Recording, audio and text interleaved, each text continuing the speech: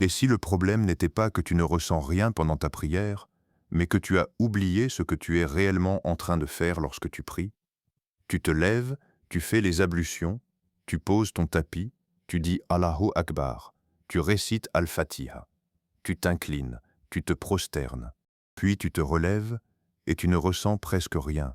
Pas de larmes, pas de frissons, pas de paix particulière.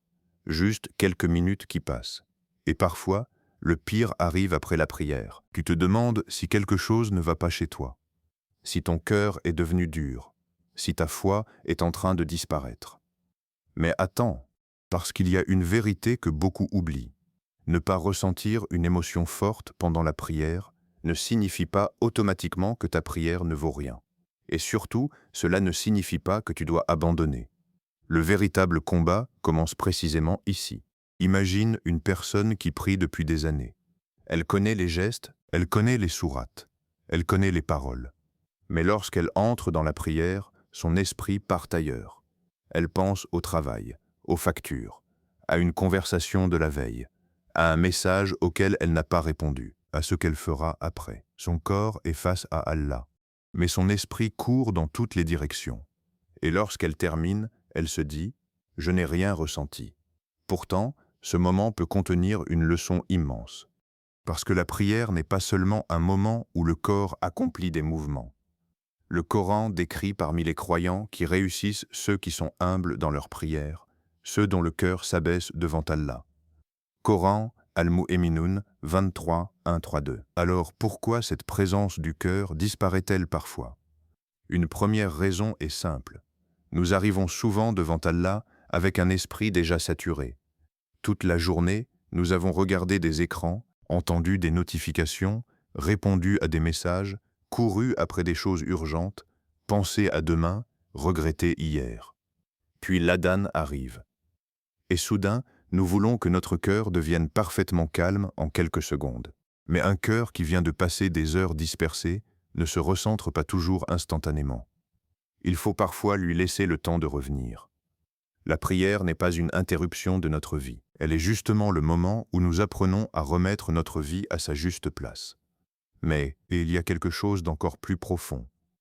Peut-être que nous avons tellement répété certaines paroles que notre langue les prononce automatiquement. Alhamdulillahi Rabbil Alamin. Mais est-ce que nous pensons réellement? Toutes les louanges appartiennent à Allah, le Seigneur des mondes, et pourtant, notre esprit est déjà dans les problèmes de demain. Ce n'est pas forcément un manque d'amour.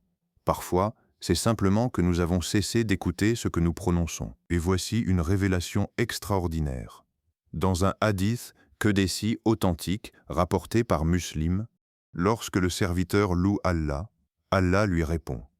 Lorsqu'il reconnaît sa miséricorde, Allah lui répond. Lorsqu'il demande la guidée, Allah lui accorde ce qui est demandé dans cette invocation. Sahih Muslim 395a. Alors imagine la scène. Tu es seul dans ta chambre ou dans une mosquée presque vide. Tu récites Al-Fatiha et tu crois peut-être parler dans le vide. Mais selon ce hadith, cette récitation n'est pas un monologue insignifiant. C'est une adoration dans laquelle ton Seigneur t'a enseigné à lui parler. Voilà pourquoi la présence du cœur ne commence pas toujours par une émotion. Elle peut commencer par une prise de conscience. Je suis en train de parler à Allah, pas à une foule, pas à une caméra, pas à des gens qui vont me féliciter, à Allah. Le Coran nous rappelle d'ailleurs que la prière est établie pour le rappel d'Allah. Coran, Taha 20, 14. Et lorsque tu comprends cela, tu ne cherches plus désespérément à ressentir quelque chose. Tu cherches d'abord à être présent. Mais il existe un autre obstacle, et celui-là, le prophète, paix et bénédiction soient sur lui, nous a averti qu'il pouvait directement perturber notre prière, les insufflations de Satan. Un compagnon s'était plaint au prophète, paix et bénédiction soient sur lui, de ne plus savoir ce qu'il récitait à cause de ses distractions. Le prophète, paix et bénédiction soient sur lui enseigna de chercher refuge auprès d'Allah contre Satan lorsqu'il ressentait cette perturbation. Sahih Muslim. Alors, si ton esprit s'égare pendant la prière, ne transforme pas immédiatement cette distraction en condamnation contre toi-même. Reviens. Encore. Et encore. Ton esprit part, reviens. Une pensée surgit, reviens. Tu réalises que tu viens de réciter plusieurs paroles sans les avoir entendues intérieurement? Reviens, reviens. C'est peut-être cela que tu avais besoin d'entendre.